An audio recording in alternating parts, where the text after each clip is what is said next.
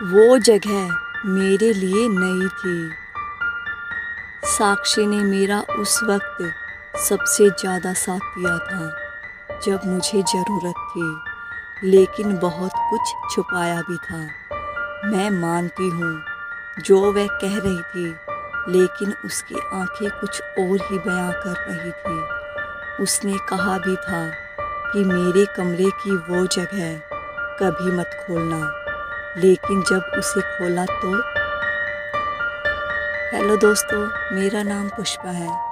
आज की कहानी मैं शुरू करूं उससे पहले आप लोगों से एक छोटा सा निवेदन है कि चैनल को सब्सक्राइब, वीडियो को लाइक शेयर ज़रूर कर दीजिएगा। तो चलिए आज की कहानी शुरू करते हैं। कहानी है एक ऐसी लड़की की जो कि हरियाणा की रहने वाली थी। यह एक ऐसी कहानी है जिसके बारे में मैं आज भी सोचती हूँ तो मेरी रूह तक कांप जाती है। ये कहानी है रेनू की। रेनू 2004 में लखनऊ आई थी। उसने बहुत मुश्किल समय देखा था। इस कोशिश में लगी रहती थी कि अच्छी ज़िंदगी जी सकेगी, इसलिए वह पढ़ाई के साथ साथ जॉब भी किया करती थी।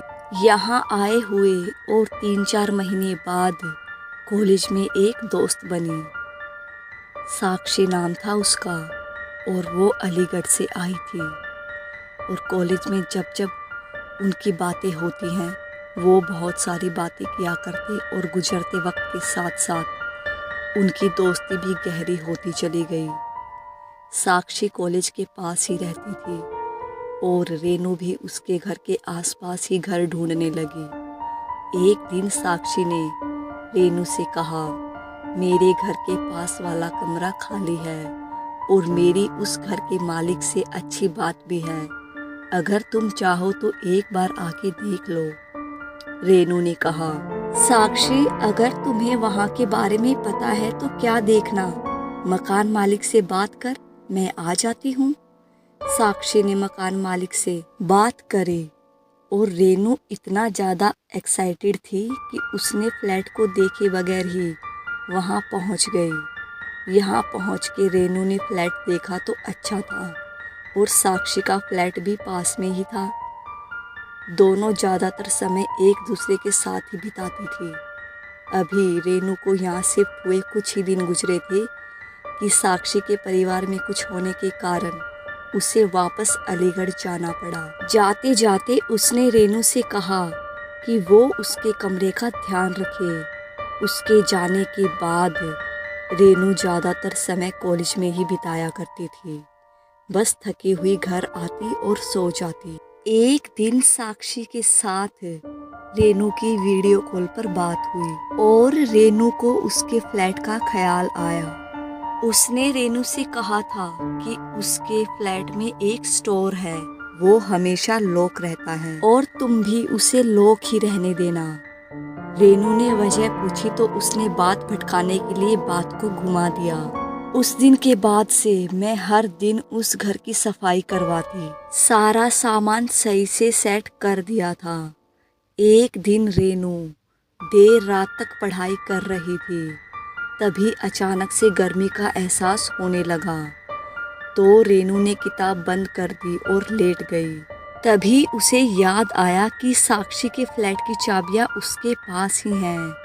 क्यों ना उसके रूम में जाके सोया जाए, उसके रूम में तो एसी भी है। फिर उसने चाबियां उठाई और उसके रूम में चली गई, एसी चालू किया और लेट गई। पर जो अब होने वाला था, अगर उसका अंदाजा उसे होता तो वो यहाँ कभी नहीं आती। आधी रात जब रेनू करवट बदल रही थी तो उसे किसी के बात करने की आवाज़ आने लगी। पहले तो उसे लगा कि नीचे से कोई जा रहा होगा तो उसकी आवाज़ आ रही है, लेकिन वो आवाज़ लगातार आती रही, कभी तेज हो जाती, कभी धीरे। रेनू सुनती रही और लेटी रही। धीरे धीरे उसे एहसास हो गया कि यह आवाज़ फ्लैट के अंदर से ही आ रही है, बल्कि उस स्टोर से आ रही है जिसको साक्षी ने खोलने से मना किया था। रेनू ने स्टोर की तरफ देखा तो उसकी जान निकल गई। उसका दरवाज़ा खुल रहा था और अंदर से साक्षी बाहर आई। उसकी आंखों पर, नाक पर, चेहरे पर, हर जगह बस खून ही खून। उसे देखकर रेनू की दिल का दौरा पड़ने की वजह से रेनू की मौत हो गई और आज तक किसी को नहीं पता चला कि रेनू कैसे मरी। कहानी अच्छी लगी हो तो चैनल को सब्सक्राइब ज़रूर करिएगा।